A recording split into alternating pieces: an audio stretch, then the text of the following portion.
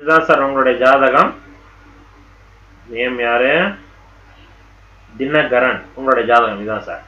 So உங்க ஜாதகத்தில் குரு என்ன பண்ண போறார் அப்படின்னு பாருங்க. குரு வித் கேதுவோட இணைஞ்சு நிக்குது. சரிங்களா? இதுல குரு வித் கேது அண்ட் சனியோட மிக நெருக்கத்துல. குரு 8 சனி 6 இல்ல. ஆனா குரு வாங்கின நட்சத்திரம் சனியினுடைய நட்சத்திரம். ஆன்மீகத்துல திளைக்க போறீங்க. அது மட்டும் கிடையாது, உங்களுக்கு நல்ல ஓரளவுக்கு பொருளாதார உயர்வையும் கொடுத்தோம். ஓகேங்களா? அதனால ஞாபகம் வச்சுக்கோங்க. குரு வித் கேது, குரு சனியினுடைய நட்சத்திரத்துல உட்கார்ந்துருக்கார். சனி உங்களுக்கு உச்சமா நிற்கிறார். ஓகேவா? இது கன்ஃபார்மா ஆன்மீக கிரக சேர்க்கை தான் இது.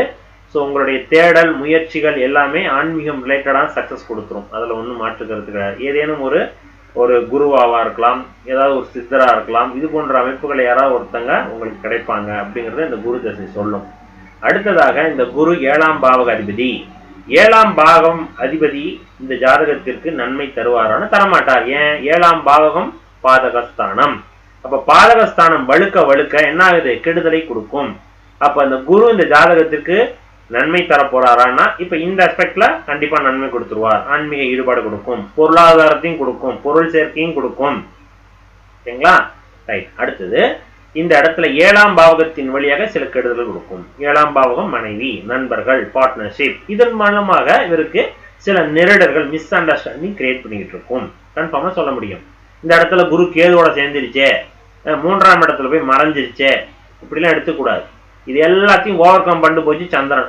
அப்ப சந்திரனுடைய அதியோகத்தில் இருக்கக்கூடிய குரு பலமாகிறார். குரு நட்பு வீட்டுல உட்கார்ந்து நிற்கிறார். சரிங்களா? சோ எப்படி இந்த குரு நின்ற வீட்டின் அதிபதி சந்திரன் நீச்சமாகிறாரு. இங்க சந்திரன் செவ்வாயும் பரிவர்த்தனை. எப்படி பார்த்தாலும் குரு பலமாகிறார். குரு ஜாதகத்துக்கு பலமாக கூடாது, பலமாகிறார். அப்படி பலமாக பணங்காசை கொடுத்துரும், மரியாதையை கொடுக்கும், சொத்து சுகத்தை சேர்த்து வைக்கும். அதே நேரத்தில் 7ஆம் பாவத்தின் வழியாக சில கெடுதல்களும் சேர்த்து கொடுக்கும். அதை ரொம்ப கவனமா இருந்துக்கணும். குரு வாங்கின சாரம் என்ன? சனி. அப்ப 2ஆம் பாவகத்தில் சனி என்ன ஆகிறார்? உச்சமாக நிற்கிறார். 2ஆம் பாவத்தில் கவனமா இருக்கணும். குரு பணத்தை கொடுப்பார்.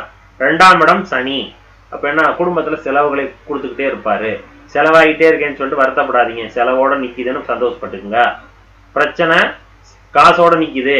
காசு இன்னைக்கு போனா நாளைக்கு நம்மளா உருவாக்கப்பட்ட ஒரு பொருள் தான் காசு. உறவுங்கிறது அது கண்ணுக்கு தெரியாத ஒரு பாண்டிங். ஓகேவா? அது நமக்கும் சரி, நம்ம குழந்தைக்கும் சரி, நம்மளுடைய ஃபியூச்சர்ஸ்க்கும் அது ரொம்ப முக்கியம். கணவன் மனைவி உறவுல அந்த குடும்பம்ங்கிற பாண்டிங் வந்து இந்த 2ஆம் பாவம். 2ஆம் பாவத்தின் சனி இருக்குது. இதை கண்ட்ரோல் பண்றது சந்திரன் மட்டும்தான். ஆனா சந்திரனுக்கு வலிமை அதிகம், சனிக்கு வலிமை அதிகம். சனிக்கு தான் அதிக வலிமை. அப்ப சனி சாரம் பெற்ற குரு என்ன பண்ணுது? குரு சாரம் பெற்ற சனி என்ன பண்ணுது? சனி சாரம் பெற்ற குரு என்ன பண்ணுது? 2ஆம் இடத்தை கெடுத்துட்டு தான் அந்த பலனை கொடுக்குது. ஓகேவா? அதை கண்ட்ரோல் பண்றது சந்திரன். ஸோ அதனால 2ஆம் பாவகம் குடும்பத்திற்காக செலவுகள், குழந்தைக்காக செலவுகள், உத்தியோகத்திற்காக செலவுகள், இது மாதிரி நடந்துச்சுன்னா ரைட் விட்டுருங்க, அப்படியே போயிட்டே இருக்கட்டும். சரிங்களா? அதை இல்ல ஸ்டாப் பண்றீங்க, செலவு அதிகமாயிட்டு இருக்க, எல்லாத்தையும் கண்ட்ரோல் பண்ணி நிப்பாட்டுறீங்க அப்படின்னா அது உங்க கணவன் மனைவிக்கான அண்டர்ஸ்டாண்டிங் கொஞ்சம் குறைய வைக்கும். ஸோ இப்போ முடிந்த அளவுக்கு இப்போ இந்த மாதிரி ஜாதகங்களுக்கு நம்ம நிறைய தடவை சொல்லியிருக்கோம்.